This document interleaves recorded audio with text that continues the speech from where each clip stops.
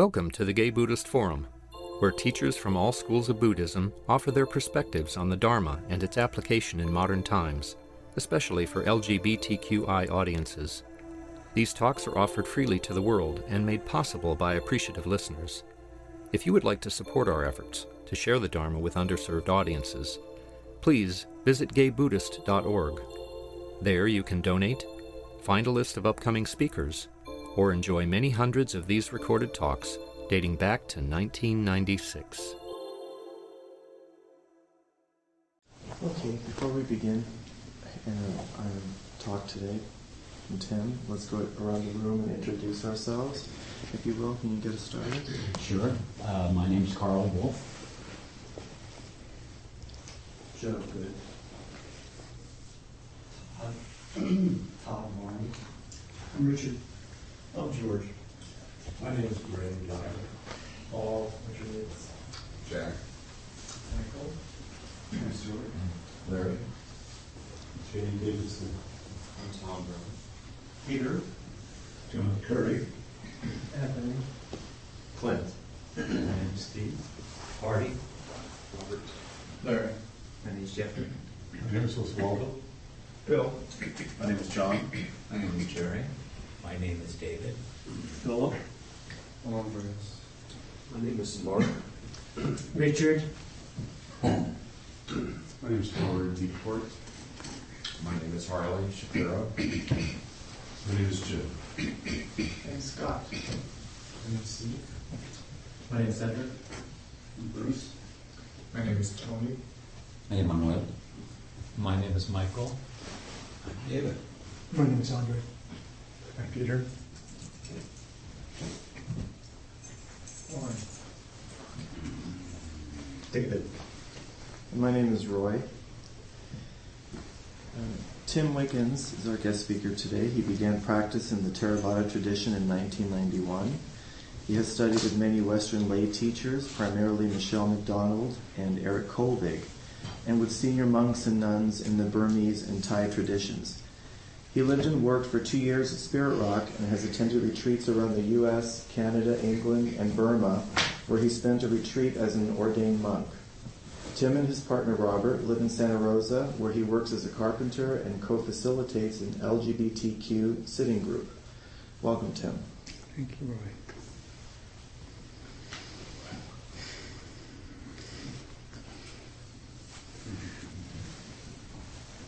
Nice to be back here. Thank you for inviting me back.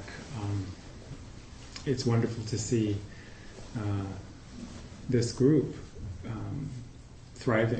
still thriving after so many years. And it's wonderful to be practicing together on this fine morning. The title of my talk is Self-Doubt and Fear of Failure on the Path to Freedom. It's a topic that I've spoken about twice here before but I've just completely rewritten the talk after I've been spending a lot of time in intensive retreat lately and have more to share.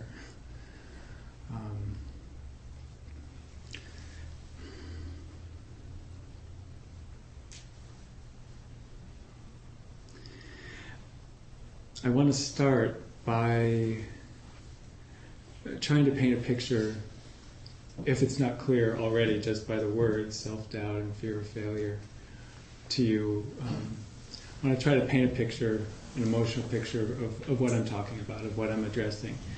And to do so, I rewrote the biography that was just read about me from my perspective of being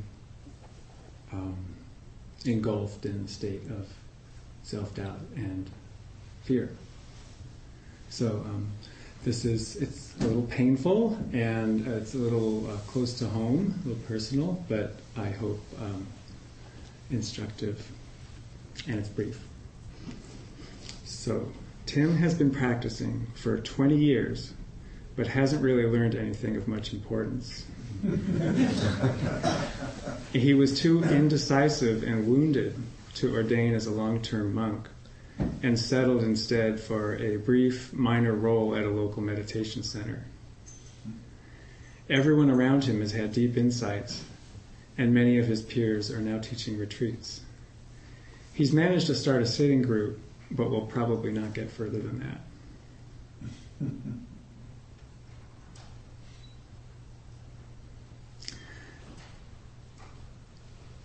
Probably many of us experience this kind of wrong speech in our minds all the time, directed towards ourselves.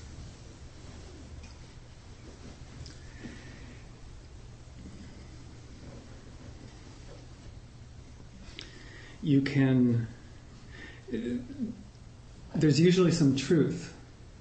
There's some truth to what we're talking about, what we're saying, what we're hearing, what we're allowing ourselves to believe in the moment. But it's heavily edited. It's usually very black and white, coming from just one angle. And it's not very kind, to be sure. So I'm sure you could hear the self-doubt in there, the judgment, the comparing mind, comparing with ourselves and others. On the thought level, that's happening. On the emotional level, the self-pity, the frustration, the anger, the fear, underneath it, sadness. So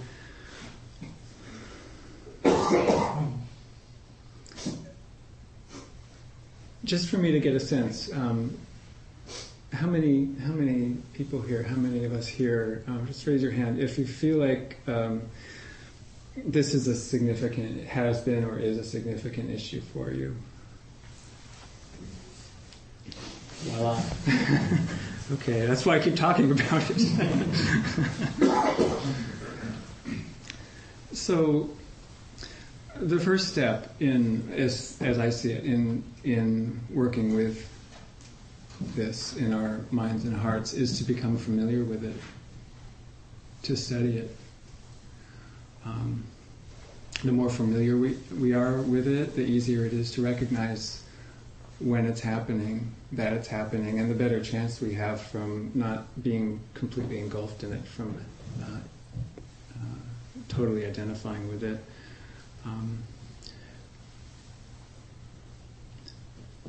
The ancient Pali word for doubt, vicikiccha, it's usually translated as perplexity, uncertainty, wavering, or the inability to place confidence in. And in the suttas, in the teachings, it's described, how it feels is described as being a wilderness in the heart.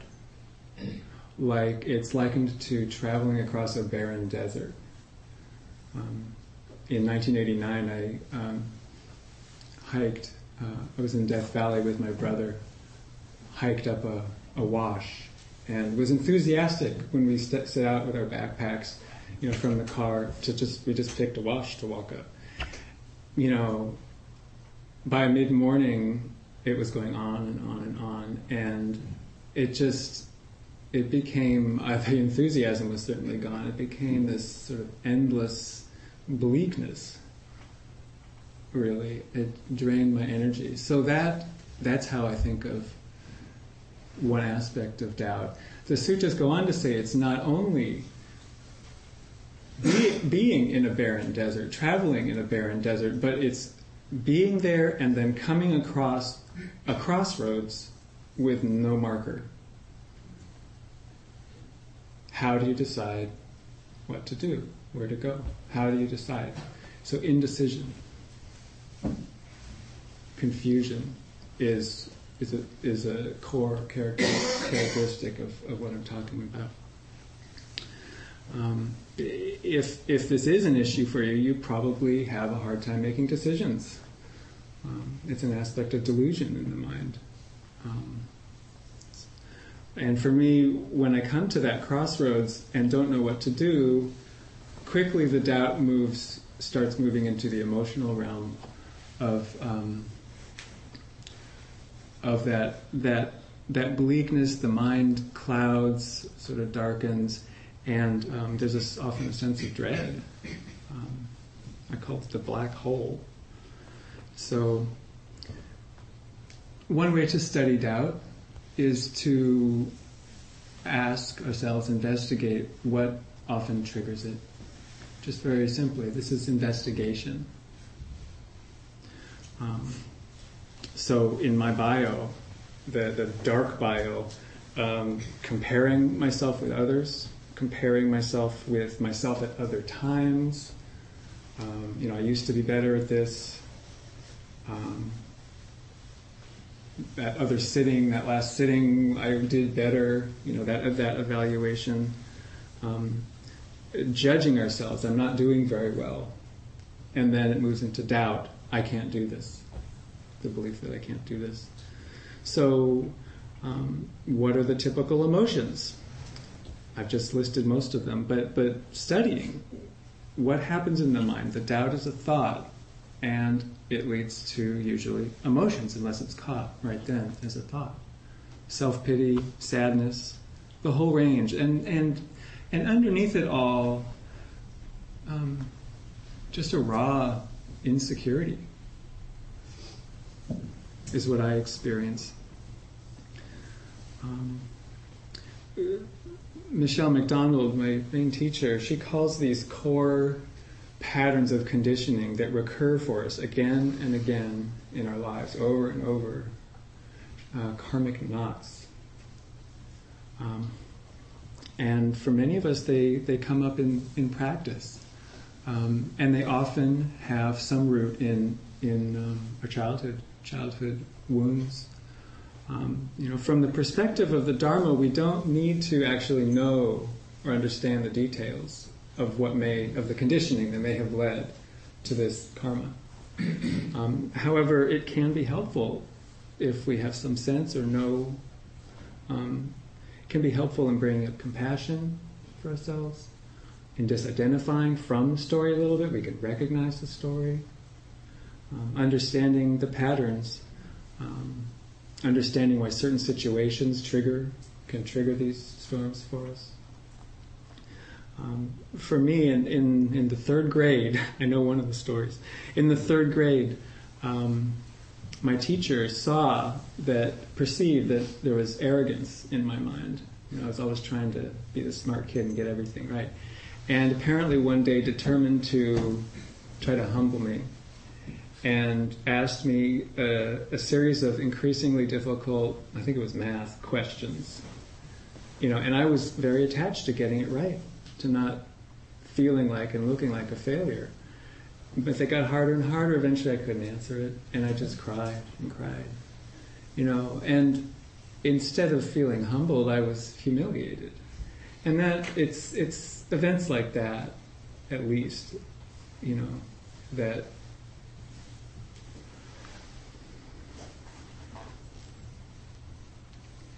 they set the stage for the mind to try to find a way out of that pain.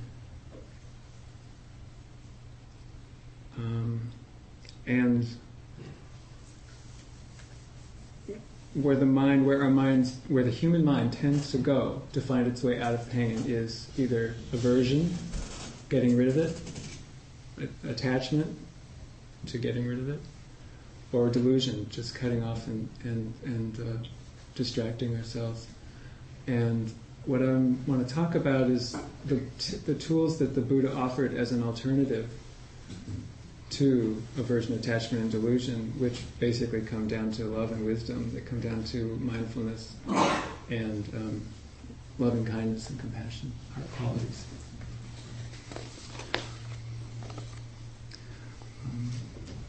So one further study, investigation, in addition to what are the triggers, what are the emotions, how does it feel?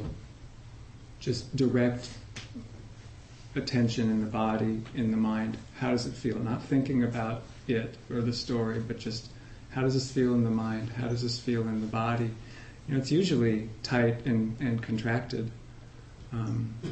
The thoughts might tip us off to what's going on, but usually they're so fast and we're right on to reaction to the thoughts that I found it most helpful to become familiar with the energy, the energy in the mind, the energy in the body that are behind those thoughts, just how it feels inside. It's like, oh, okay, I can feel this sort of sense of pushing away or contracting against. It's like, oh, maybe something's going on.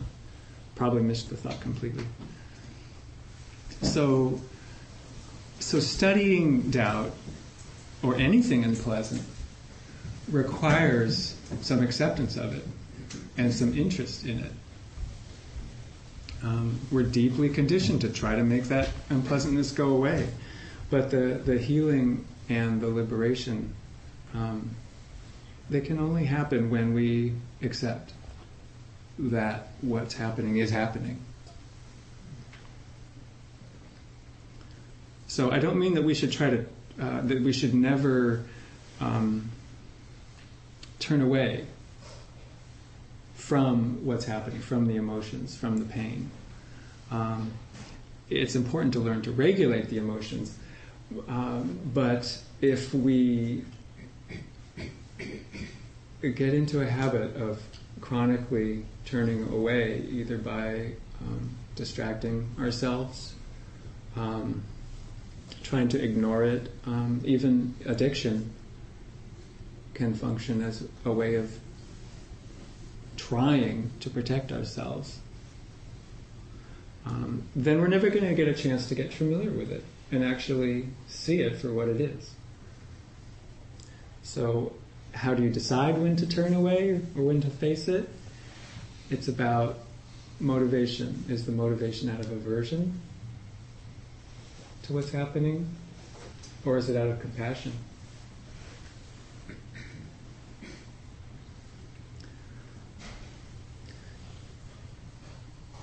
It can be helpful to cultivate some perspective about what we're up against here. The Buddha listed doubt as not only one of the 5 hindrances, the 5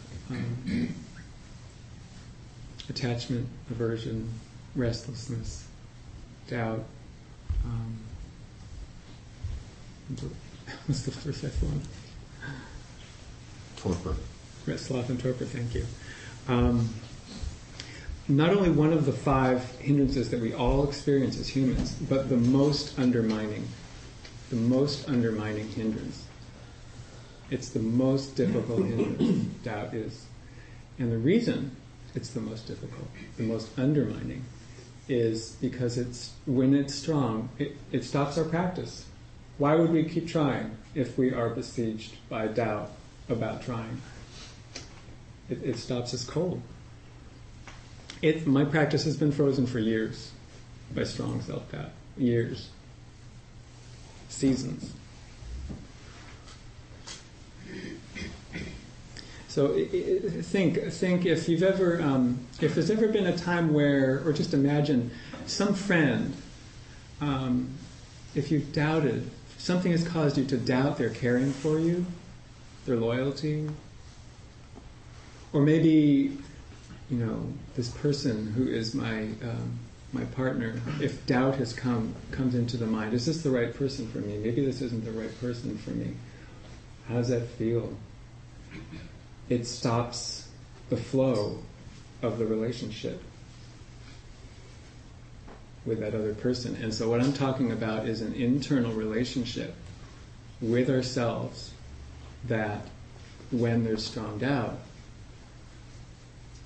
and we're believing it, that internal relationship stops and we're stuck. Another way of cultivating perspective about this is just the depth of the conditioning behind the doubt. How many moments of doubt in this lifetime? Moments. How many moments of delusion? How many times we've gone over it again and again? Never mind, potentially, how many lifetimes of all those moments of doubt accumulated. So there's a passage I found in the Majjhima Nikaya, the middle-length discourses of the Buddha. A young, tender infant. Now let's see. The Buddha here is talking about doubt in the teachings. A young, tender infant lying prone does not even have the notion of teachings. So how could doubt about the teachings arise in him or her? Yet the underlying tendency to doubt lies within him. It's part of our nature. It's going to come up. And a third perspective is that we're not alone with this. It's a universal. It's one of the 5 hindrances. It's universal. People have been dealing with this forever. They've been dealing with it consciously for at least 2,500 years in the Buddhist tradition. And also we know that others have succeeded despite doubt or through doubt. The Buddha said, I wouldn't ask you to do this if it weren't possible. He said it's possible. And we can also draw upon our own self-respect here. We were drawn to the teachings. Would we have been drawn to something impossible? There's wisdom in being drawn to these teachings, to this practice. So reflecting on the depth of conditioning can give us an appreciation for what we're up against, and it can cultivate compassion, patience, forgiveness, and reflecting on Sangha. Everyone is working with this, hopefully, can cultivate courage and acceptance. So as we learn to recognize what's happening, and as our motivation for trying to intervene starts coming more from compassion and acceptance rather than aversion, then choosing a specific response, particular intervention, a tool for dealing with this, it really comes down to taking stock of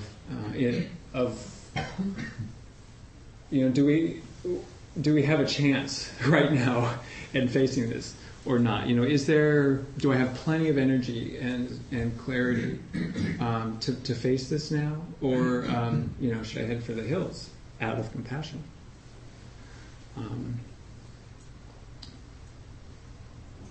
And we're often somewhere sort of in between. There's some confidence, but we feel challenged, but we're not overwhelmed. So a good ground rule is if we're challenged, even if we're drowning, is to stay in the body, the sensations of the body, feeling the body, the first foundation of mindfulness. At a recent retreat, Steve Smith, one of my teachers, he was talking about the difference between feeling experience in the body and thinking about it, the direct feeling versus the thought level. He said, in practice, we descend into the body and dim the bright lights of the conceptual mind that wants to rationalize, explain, conceptualize, interpret, and we feel. Feeling is more primal, more original than the thinking mind. It came as a later tool. And although, of course, thought is vital and has its great uses, for the purpose of awakening, it's not useful. Feeling is. That direct sensing. Doubt comes because we think about it. We try to fix it or change it. Confidence and trust come from just feeling it. It's that simple. Sustaining mind that feels sensation from within sensation, not from what we think about it, is what overcomes doubt. Again and again we learn that that's what's real, that's what's true, not what we think about it. So just for a moment, just feel sensations in your body, sitting anywhere, buttocks, breath, hand on knee, whatever it is. Just feel the sensations. Is there any room for doubt about what you're feeling?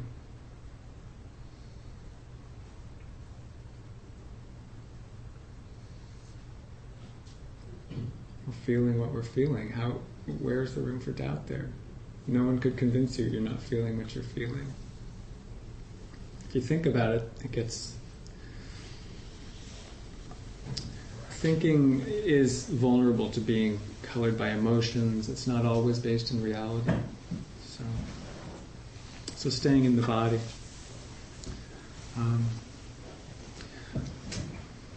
We can also look directly at the thoughts, at the thinking mind. We can confront the doubt directly. Are these thoughts helpful? Are they skillful? If not, can I abandon them? Just that simple approach. Are these thoughts true? Is it true that I can't do this? And I know what it's like to feel convinced that I can't do this.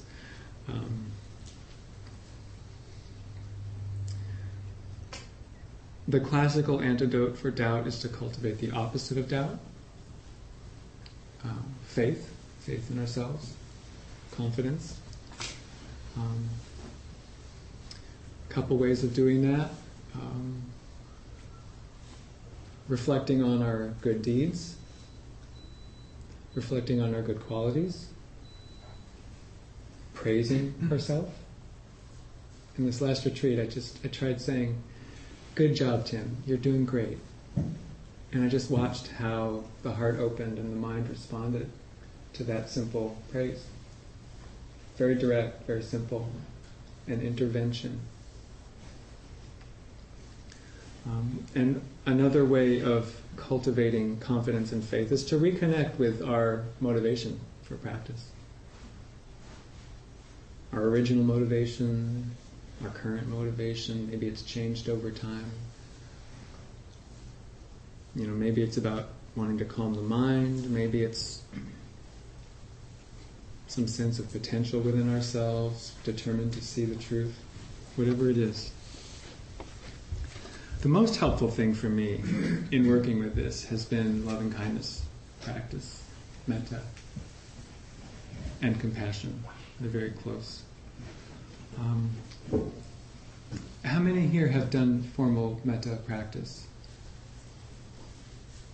Great, okay. I was going to go through a little guided meditation, but I think I will.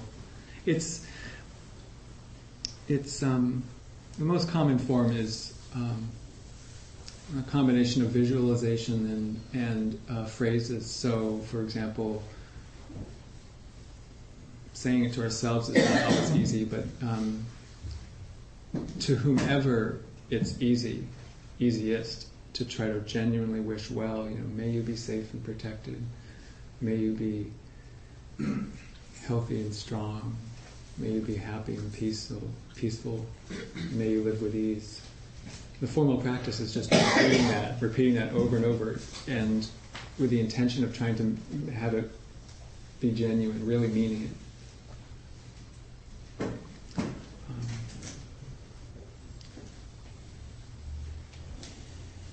So these core patterns, I've through intensive practice and loving kindness practice, I've really started to see some core patterns related to doubt in me start to untangle and dissolve. One pattern is comparing myself with others and finding myself to be less than, inferior to, inadequate, and going into fear about that and all kinds of emotions and reactions. I'm sure I'm not alone with that here. So in a recent retreat where I'd been doing, where for the first time I've been able to do the metta practice for myself without any resistance coming up, genuinely wishing myself well, which in the West is often a major accomplishment for Westerners. So, and then during a Dharma talk, the teacher mentioned something that my mind compared myself with what I imagined she had experienced and was skillful at, and found myself to be. inadequate, lacking, fear came up. And then, on its own, spontaneously, loving kindness arose. Came right, I actually felt it physically in my heart center.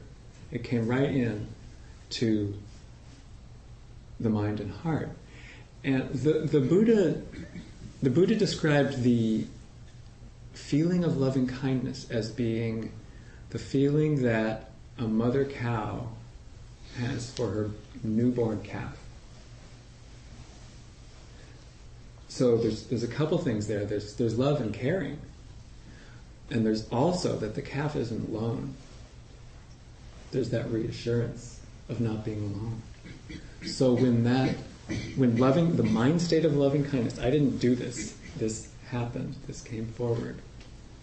These states have a life of their own. When it came forward, no longer in that moment, in that Dharma talk, was the insecurity and the fear alone.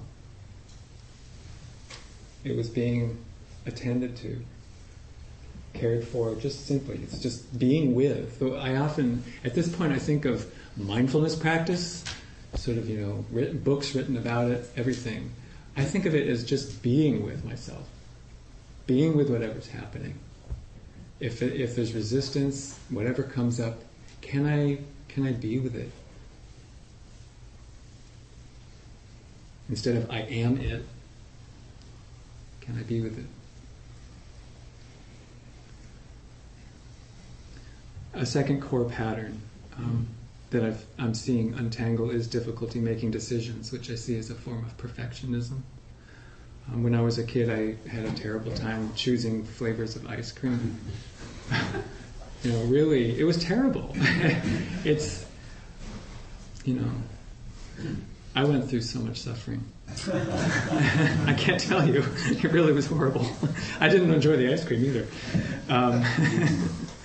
So, again, in recent retreat, in meditation practice, every time we wake up from thought, every time we return from being taken with a thought stream, which happens all the time, every time we come back, there's a decision to make. What do I do now? That moment has been so painful for me. It's core, it's essential, it's the essence of meditation.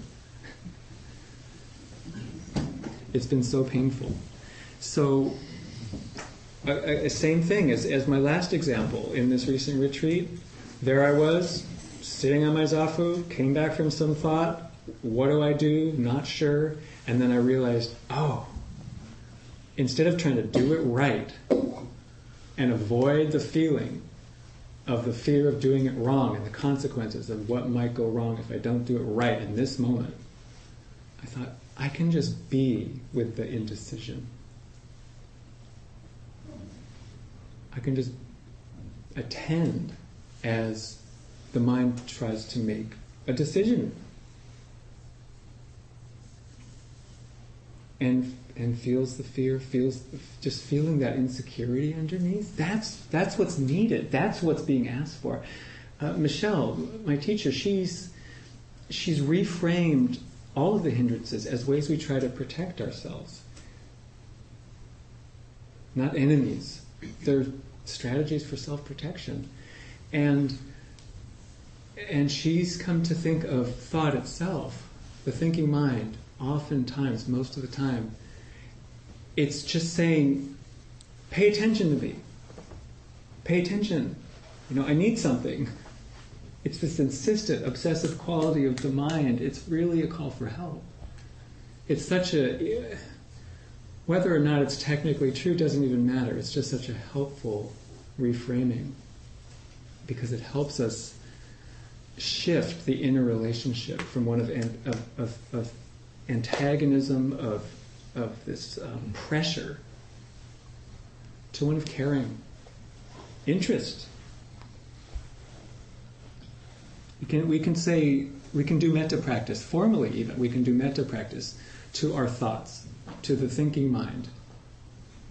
Thought comes up, a judging, hateful thought comes up, may you be happy, may you be safe, may you live with ease. allowing it to be, why ever it's there, that's karma. Our place of choice is in how we're relating to what's coming up.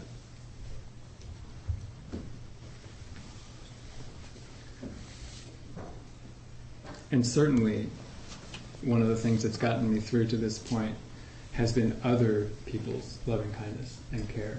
So if I'm drowning, find someone caring, who can hold the loving kindness and the compassion for you. A friend, a teacher, therapist, someone. So up to this point in the talk, I've been relating to doubt and fear as a hindrance. As something that blocks our practice, gets in the way of practice. It's important to know that with continued practice and support, we not only learn to negotiate these doubt thoughts and emotional storms with more grace, and to catch the doubt thoughts sooner, but there can start to be times when we just allow the doubt and fear to happen without resistance. This is where the freedom really starts to. The Buddha. This is what the Buddha was referring to when he talked about getting a taste for liberation.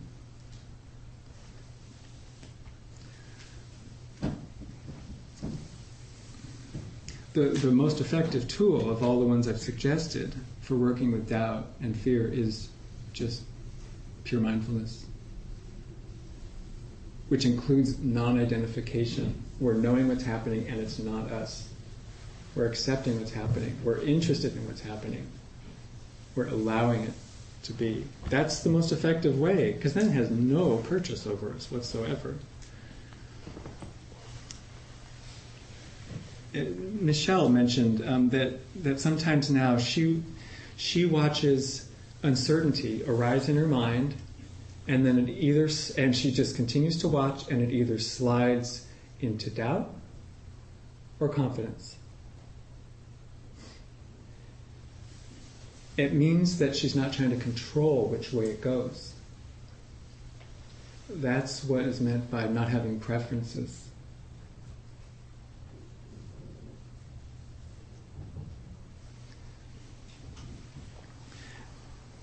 In another recent retreat, at some moments when there was a lot of mindfulness was strong and clear, equanimity, just what we always want, the peak experience.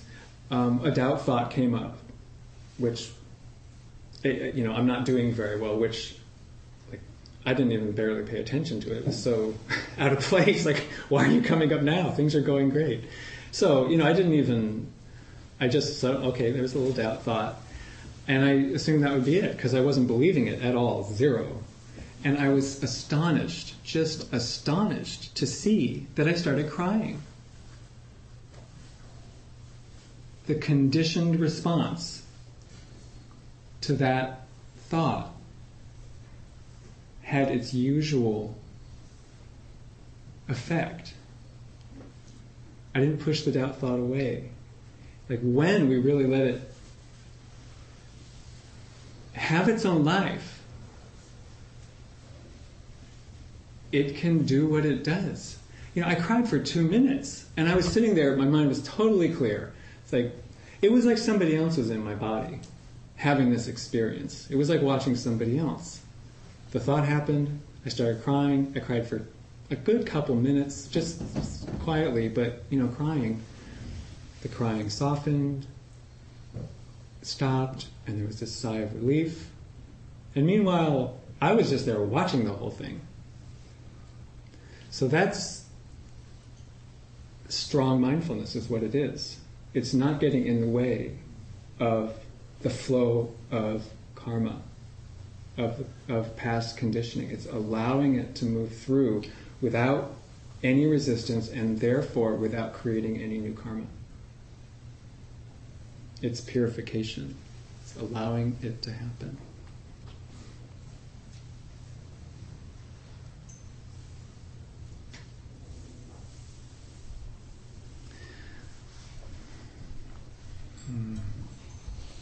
out of time. I was afraid of that.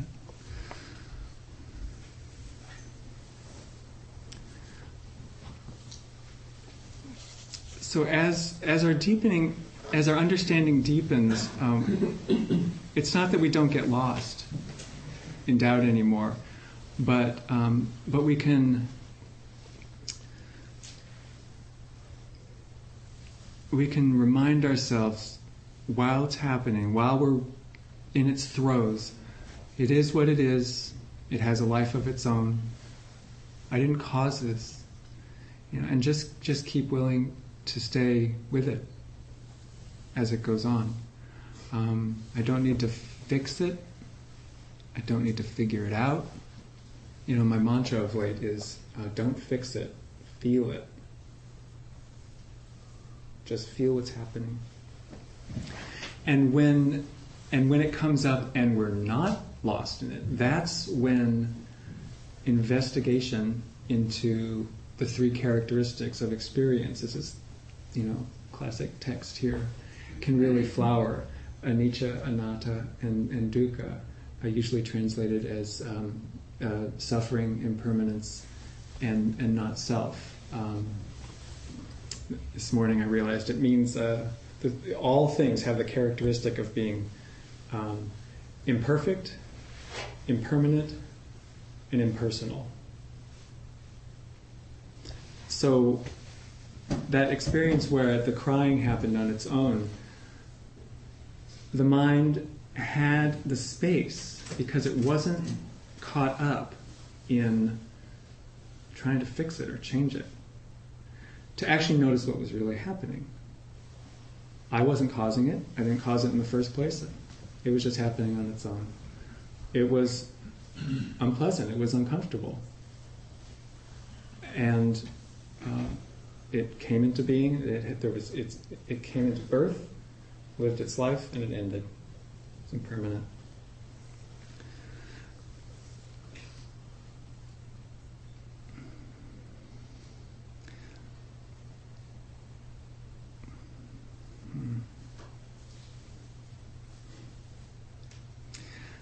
Eric Kolvig recently pointed out to me that, as insight deepens, we gain more skill.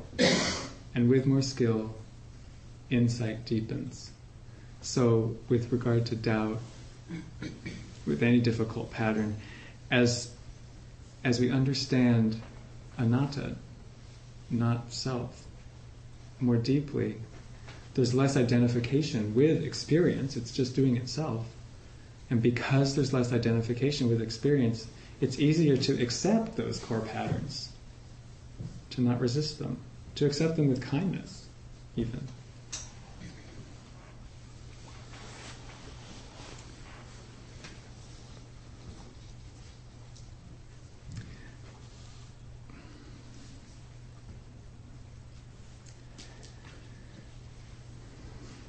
The deeper level of insecurity that is unpleasant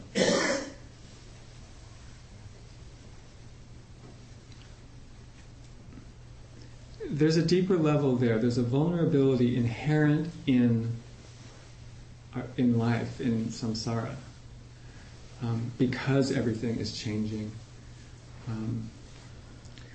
With stronger mindfulness and seeing things come and go on their own, begins to come the insight that this is endless. A doubt thought comes up. There's an emotional reaction to it. I go through this whole storm, eventually come out of it. Or it's a tiny little doubt thought. I see it, it goes away. It just, the tide comes in, the tide goes out. The tide comes in, the tide goes out. The tide comes in, the tide goes out.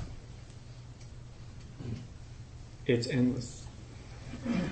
Eric recently said to me that more and more the way he thinks about this path is the reality here.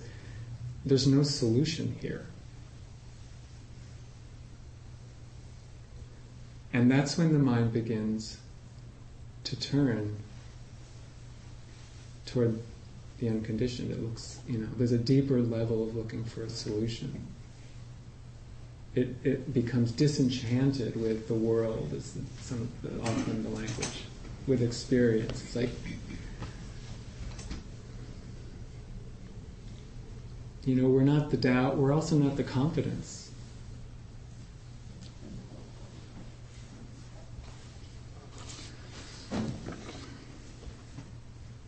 I better stop with just reminding us of a key Dharma principle that if the motivation is to get rid of what's happening, to change what's happening, it's just going to increase our suffering. Can we come from a place? Practice is, what we are practicing is experimenting with and seeing the results of relating to pleasant, unpleasant, and neutral experience with clear seeing of awareness, mindfulness, and with wisdom, with loving kindness and compassion. And see for yourself, is it a more effective strategy than attachment, aversion, and delusion?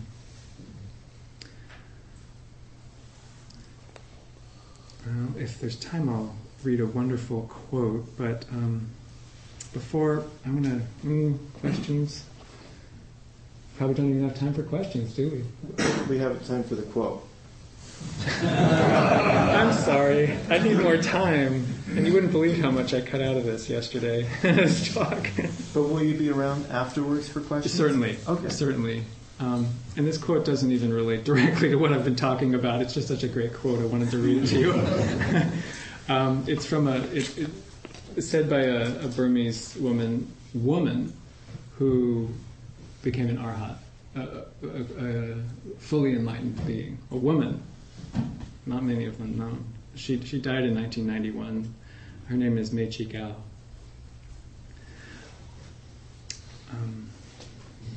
And I won't try to define a few things here, but you'll get the sense of it.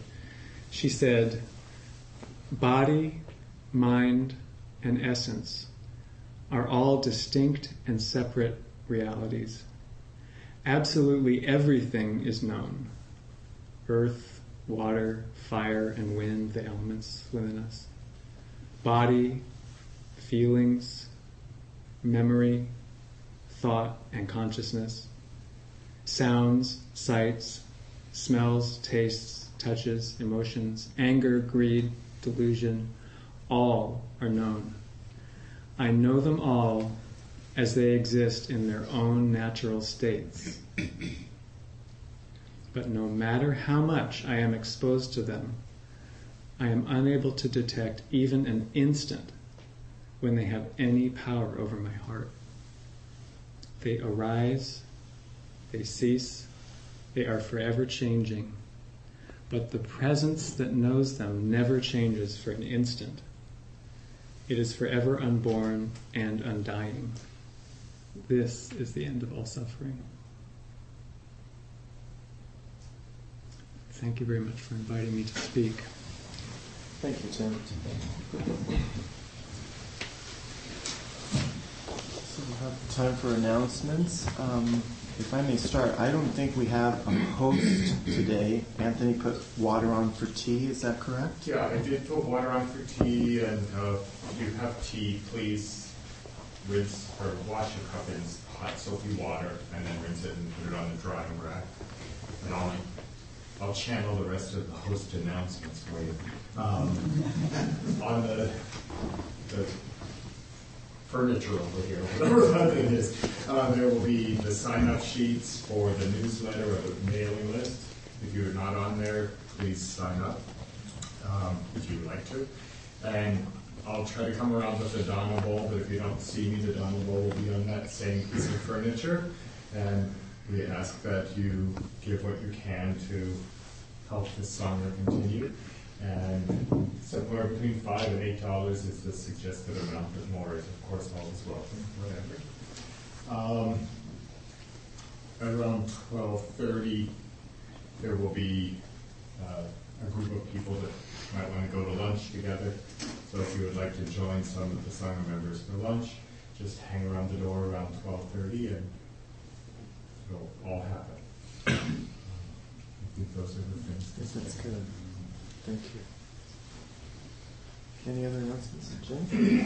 Next week, our speaker is William Schindler, who is his name is Brother Lloyd, who's a good friend of Shantan and Wickens, and he's had a fascinating career as a therapist and a student and a monk, and he founded Ashram West that offers meditation instruction, spiritual coaching, and counseling free to all sincere seekers.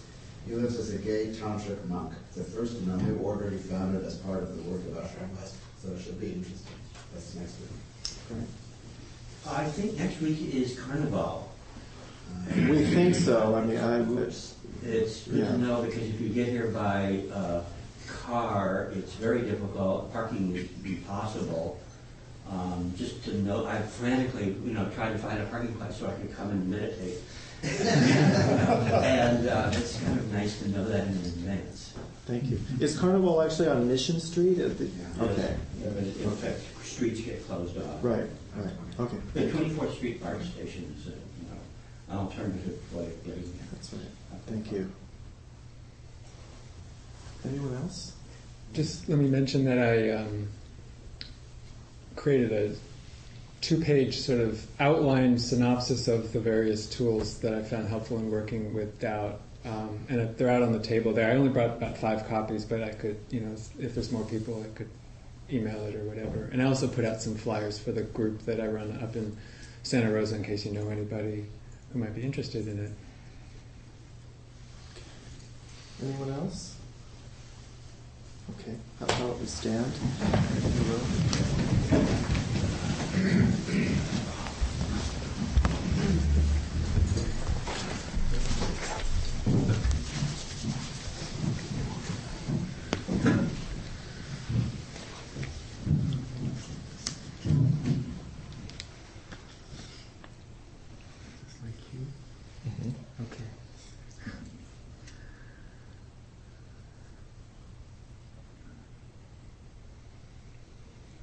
By the power and truth of this practice, may all beings have happiness and the causes of happiness. May all beings be free from sorrow and the causes of sorrow. May all never be separated from the sacred happiness which is without sorrow. And may all live in equanimity, without too much attachment or too much aversion, and live believing in the equality of all that lives.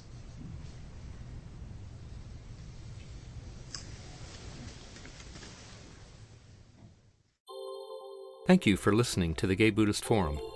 If you would like to hear several new talks per month and be notified of upcoming speakers so you can participate live, please subscribe to this podcast, like us on Facebook, and join our mailing list by visiting gaybuddhist.org.